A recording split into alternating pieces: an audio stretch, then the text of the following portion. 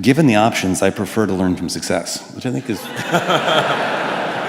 a great comeback. And so I guess I was curious in general, what do you think of the Silicon Valley mantra, fail fast, fail often, or as Esther Dyson says, always make new mistakes, as if failure is the crucible of learning? I'm curious if you had any further thoughts on that and that maybe off-the-cuff comment you made out there. Well, I mean, there are many that sort of, I mean, I think it's sort of, there's like some entropic basis for this. Like there are many more ways to fail than to succeed. So you have to explore, I mean, particularly like for a rocket, there's like 1,000 ways a thing can fail and like one way it can work.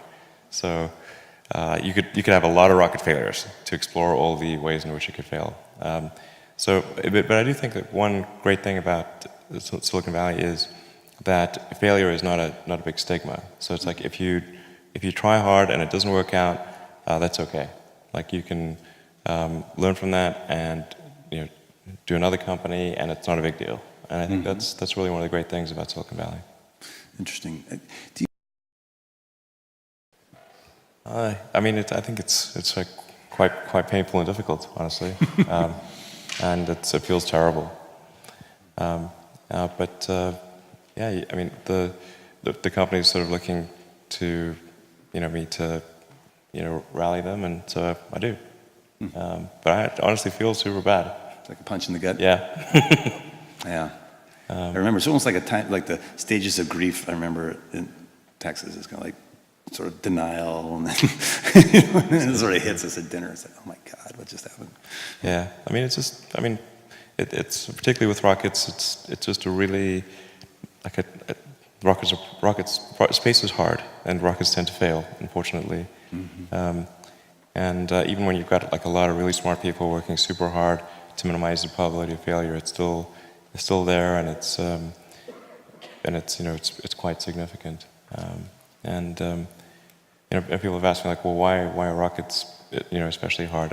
And part of it is like everything has to work the first time. Like there's no, you can't do a recall, you can't patch it. It's like 9 minutes to orbit or it's over. And then you can never test the rocket completely in the environment that it's actually going to experience. So you can't fully recreate something that's moving super fast in a vacuum on the surface of Earth. Like you can only really recreate that in space. Is that a limit of the simulation tools? Pardon me? Is that a limit of the simulation tools today, or is that a fundamental? Yeah, absolutely. If there's any error between the simulation and reality, and there's always some amount of error, then that can result in a failure. Yep. So it's a really, really tricky one. It's like, in a software analogy, it would be like if you had to write a whole bunch of software modules and you can never run them together, and you couldn't run them on the target computer. Like when you're testing them, you'd have to test them individually and not in the actual computer that they're going to run on. Gotcha. Then you put all the modules together, run it for the first time in a completely different or very different computer, and it has to run with no bugs.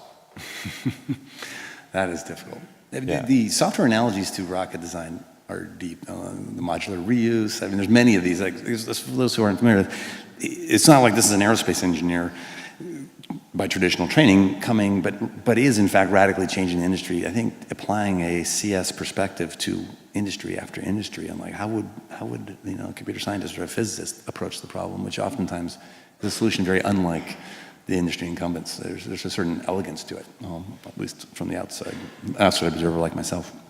To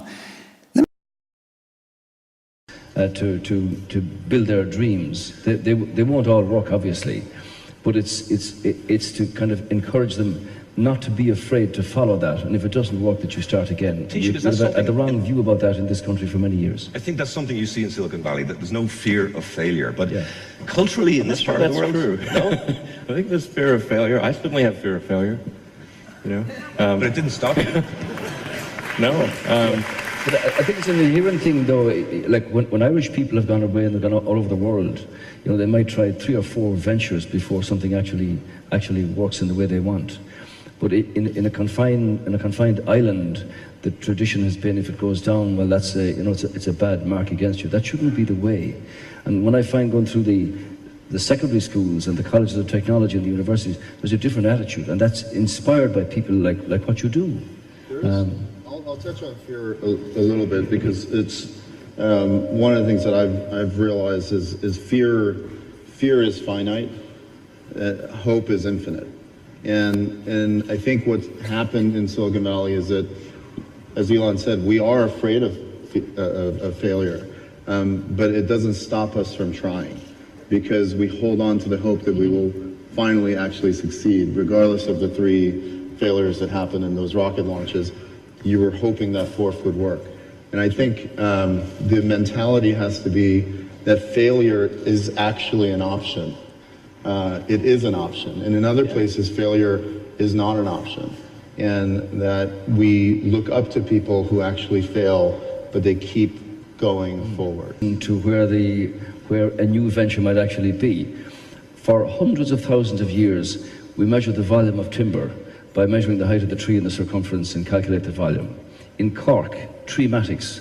May I jump in here for a sec? Because the anecdote you brought up of wanting to change government policy and inspire the world to have a Mars program, if you will, whether it's Popular Uprising or space programs at the government level, I think it's a fascinating anecdote, because in a sense what you were saying is, I as an individual want to start an entity, business or otherwise, that will catalyze change, even beyond the company level or the industry level.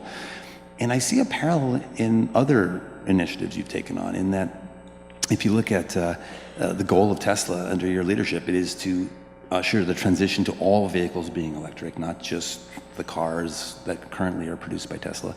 And with Powerwall and Solar City, arguably the description is one of ushering in a wholesale shift to renewable energy. Many of the solutions required wouldn't be provided by the companies you're starting. And so as I deal in entrepreneurship as a venture capitalist every day, we see this incredible scope of ambition here that is breathtaking. Like change the world, what Steve Jobs and others talk about, in a company, maybe shifting an industry, but we're talking about shifting like the entire zeitgeist of the world in a sense, and maybe eventually other worlds. So my question is, do you start always in your mind with that as like where's the starting point? Is it, okay, I see this arc of a story, like the Mars example or renewable energy, and then do you pull back to where's the best product to get it unstuck? Like, why isn't this happening? And like, if I solve that problem, then it unlocks value. Like, how does that happen in your mind?